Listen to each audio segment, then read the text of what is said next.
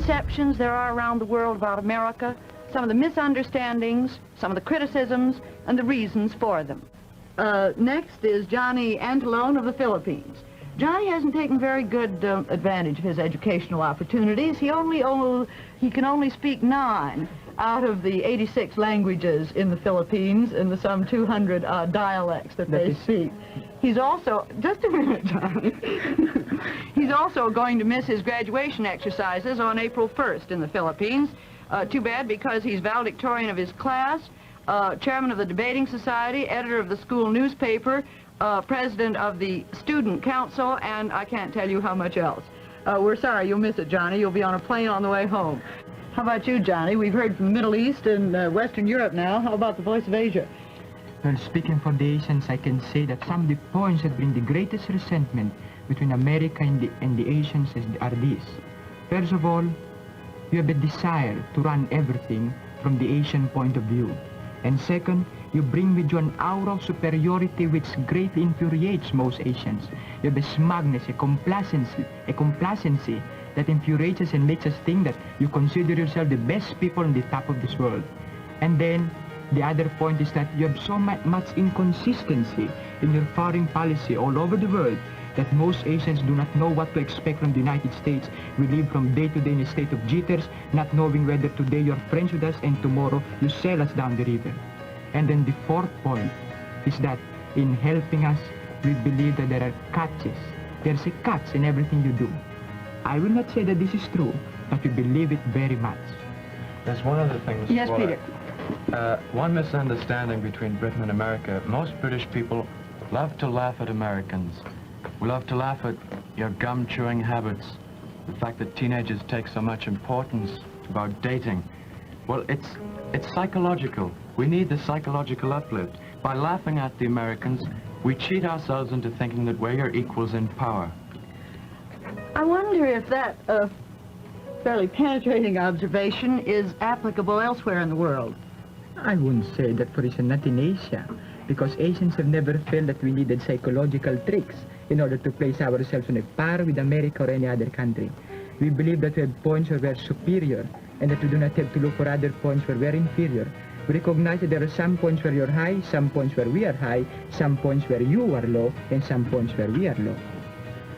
Would you say that that feeling of superiority is just as prevalent among Asians, their superiority, as you find the Westerners feel their own superiority? Yes, in fact, you mentioned that now when an incident comes to my mind.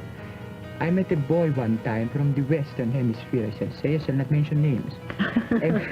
and one night he told me, while we were in the same room, that he considered most Asians as racially inferior, mentally inferior, psychologically inferior, physiologically inferior per se. And it struck me, it surprised me, because just a few years ago, I had heard a Burmese boy use almost exactly the same words. A boy from Burma. From Burma. Used the same words? That is What did he say? He said that you were immature, shallow, unperceiving, unperceptive, and words like that. And that the Asians were the superior ones. That is right. Well, one way of finding out whether we are or not is getting together and knowing each other. But what's your point about feeling that there's a catch in everything Americans do in Asia? I'd like you to explain that, if you would. You see, Asians look at the United States helping other countries in this way. In helping other countries, you make them so strong that they become powerful competitors or may become powerful rivals. Now, this is like slicing your own throat. We can hardly believe that you would do this without some ulterior motive, so that we believe that anything you give with the right hand must in some way be shadowed with the left. Now, wait a minute, Johnny. Well, That's the prejudice. Are you knitting your brow, John? Well, I don't quite see that the way he says this, there are misunderstandings on both parts, and yet I don't quite think that he says that we do everything with an ulterior motive. But then, don't we treat, when we find our own neighbors in trouble, don't we treat them in exactly the same way in which we help the other peoples of the world who are less fortunate than we? by the way, when I said, I did not use I, that I believe it. I said that is the general feeling in Asia, that there is something, a catch in all your motives and in all your purposes in Asia, and for that matter, throughout the world. You see, it may or it may not be true, But it is a fact that such a feeling exists and persists, and that is one of the greatest points that separates the East from the West. I'm sorry, go ahead, John. Well, what are you going to do about it? Do you think you can do something to dispel this? To dispel this is not our part. Since we suspect you, it is for you to make advances or to do some things that will cause us to believe you more, to trust you more, to feel that you're capable and worthy of our trust and confidence. Well, but for example, Johnny, we've been giving a great deal of aid to Asia. Yes, but you see, I will tell you. When you give aid sometimes to countries, you come there with that air, you know, where you say, well, our way is best. Your way is not so good. And if you don't take our way, well, that's just too bad. But you see how you backward people, you don't know what you're doing. We know what we are doing. In other words, there are times when they force aid upon us at a time when we do not like it. Or if they do not force aid upon us, you sometimes give us this aid without giving us a chance to participate in helping to build ourselves. That's what I meant when I was saying that America tended to employ big business tactics in world international politics. I'll clarify that point. For instance, in the few years after the war, you helped other countries and you gave them large gifts. But you should remember a wise saying that charity has a bitter taste. And you gave it as if you were giving out alms. But today you have a better program, I think. You give us a chance where we put up 50% of everything you give. And that makes us feel much better. It gives us a feeling that we're participating in this program of helping ourselves. When you talk about feelings of distrust toward America, is that true also? Do you also distrust British motives, or is it just America? I would like to bring out the fact that one primary reason for our distrust of America is our distrust for Britain and France and all those countries who went to Asia and exploited their poor little brown brothers. I won't say we exploited them. They had raw materials that they didn't know how to use. We went in, we gave them a lot of things, but we took back in return. That's why when America gives you so much, gives Asia so much, the Asians think they must want something in return. Now what is it? Now look, Peter, when you say that you go to Asia and you didn't exploit it, what do you mean? Look, when you went to Malaya, for instance. Yes. Did you give them a chance to be educated on the same level? Did you give them public school educations?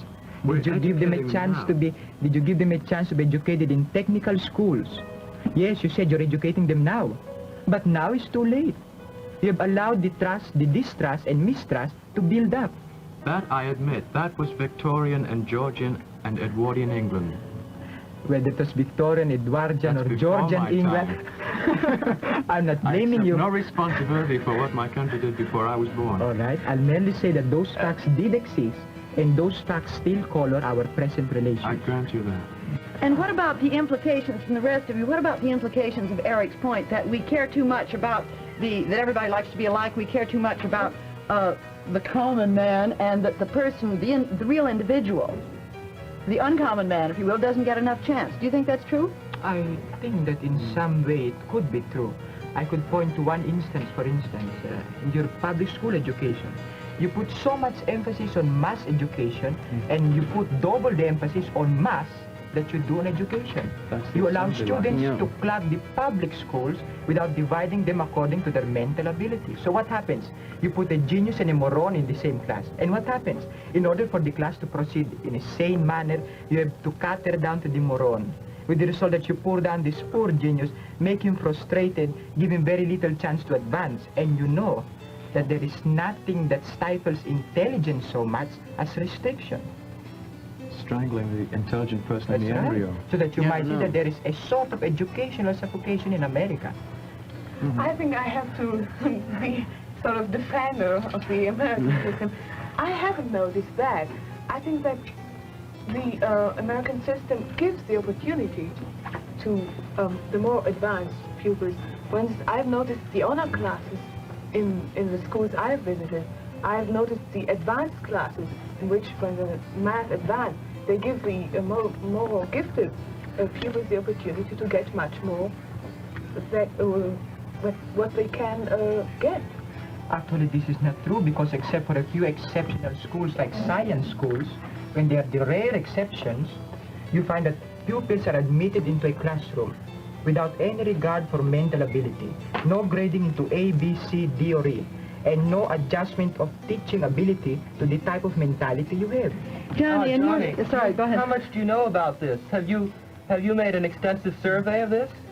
I wouldn't call it an extensive survey, but as you know, in sampling opinion, you do not necessarily have to ask everybody, but you get a cross-section of opinions. So what I did was to talk to several principals, ask them if this method of giving entrance examinations in public schools is a widespread or a national practice, and they said no, except for certain schools like vocational schools where they have to judge your aptitude. Those are the only kinds of schools where they give you entrance examinations. So you see, I sampled educational authority, people who ought to know.